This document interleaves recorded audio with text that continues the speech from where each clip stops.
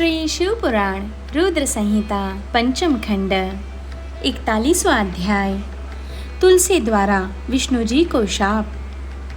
व्यास जी बोले, हे सनत कुमार जी, भगवान विष्णु ने पतिव्रता तुलसी को किस प्रकार अपने अधीन कर लिया, किस प्रकार पतिव्रता धर्म का पालन करने वाली देवी तुलसी एकाएक धर्म से विमुख होकर अधर्म का आचरण करने लगी, कृपा कर इस कथा को मुझे बताइए।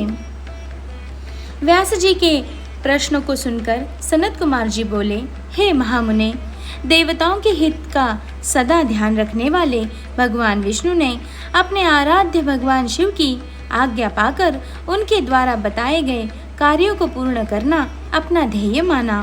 तब तुरंत वे ब्राह्मण का वेश धार कर शंखचूड़ से उसका कवच ले आए। तत्पश्चात वे अतिशीघ्र दैत्यराज शंखचूड़ के नगर की ओर चल दिए। भगवान विष्णु ने दैत्येंद्र के नगर के समीप पहुंचने से पहले ही अपना रूप बदल लिया। उन्होंने शंखचूड़ का रूप धारण कर लिया। फिर वे देवी तुलसी के पास पहुँचे। अपने पति शंखचूड़ को सामने पाकर देवी तुलसी फूली नहीं समाई, वह उनसे गले से लग गई। उसकी आंखों से अश्रुधारा बही जा रही थी। उसने अपने स्वामी को सिंहासन पर बैठाकर उनके चरणों को धोया और युद्ध का समाचार पूछा। शंखचूड़ का रूप धारण किए हुए भगवान श्री हरि विष्णु बोले, हे प्रिय, युद्ध के मध्य में ही ब्रह्मा जी ने मेरे और भगवान शिव के बीच संधि करा दी, इसलिए मैं वापस आ गया हूँ। भगवान शिव भी वापस कैलाश पर्वत पर चले गए हैं। यह कहकर उन्होंने देवी तुलसी की जिज्ञासा को शांत कर दिया। तत्पश्चात शंखचूड़ बने भगवान विष्णु तुलसी के साथ आनंद पूर्वक रमण करने लगे, परंतु झुंड की हंडी रोज नहीं चढ़ती। एक दिन देवी तुलसी को ज्ञात हुआ कि उसके साथ रमण करने वाला पुरुष उसका पति शंखचूड़ नहीं बल्कि कोई और है। यह पता चलते ही देवी तुलसी आत्मग्लानि से भर उठी। उन्हें स्वयं से घृणा होने लगी।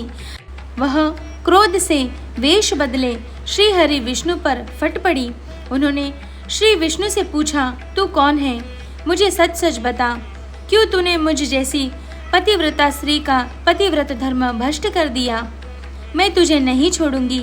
ये वचन सुनकर विष्णु भगवान ने भयभीत होकर अपने स्थान पर अपनी एक मूर्ति बना दी, ताकि देवी तुलसी उनके विषय में कुछ न जान पाए।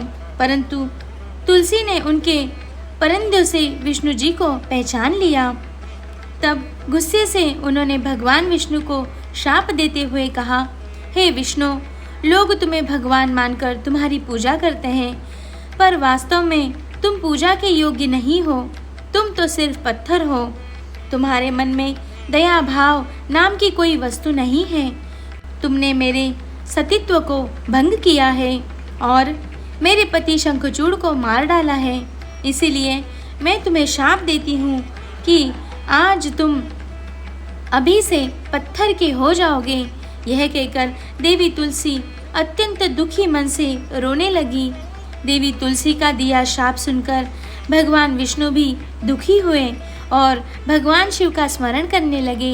विष्णु जी की पुकार सुनकर भक्त वत्सल भगवान शिव वहां प्रकट हुए। उन्हें देखकर देवी तुलसी और विष्णु जी ने हाथ जोड़कर प्रणाम किया। तब वे देवी तुलसी को समझाने लगे। उन्होंने तुलसी को समझाया कि देवी तुलसी, यह तो पूर्व निश्चित था। शंखचूड़ को मिले शाप के फलस्वरूप उसका जन्म दानव कुल में हुआ और इसी कारण उसे मेरे हाथों मृत्यु प्राप्त हुई है। देवी, तुम्हारी मनोस्थिति मैं समझ सकता हूँ, परंतु यह संसार नश्वर है। अंत तुम अपने द्वारा की गई तपस्या का फल लो और इस शरीर को त्याग दो। मेरे आशीर्वाद के फलस्वरूप तुम्हें दिव्य देह की प्राप्ति होगी। तुम्हारी श्री हरि विष्णु में विशेष प्रीति होगी। इस शरीर को त्यागने के पश्चात जब तुम नया शरीर धारण करोगी तो तुम गंडकी नाम की नदी होगी और सभी के द्वारा पूजित होने के कारण प्रधान रूपा तुलसी के नाम से विख्यात होगी। चाहे स्वर्ग हो या पाताल या फिर पृथ्वी, तुम वनस्पतियों में श्रेष्ठ होगी तथा श्री हरि की विशेष कृपा सदा तुम पर रहेगी। तुमने जो श्री हरि को शाप दिया है वह भी अवश्य पूरा होगा। गंडकी के तट पर सदा भगवान विष्णु भी पाषाण के रूप में स्थित होंगे। तेज दांतों वाले अनेक कीड़े उस शिला को छेद छेद कर उसमें चक्र बना देंगे। उस शिला को इस जगत में शालिग्राम के नाम से प्रसिद्धि मिलेगी। यह कहकर भगवान शिव अंतर्धान हो गए। तत्पश्चात देवी तुलसी ने अपना शरीर त्याग दिया और गंडकी नदी बन गई। तब श्री हरि विष्णु ने भी उस नदी के तट पर पाषाण के रूप में निवास किया।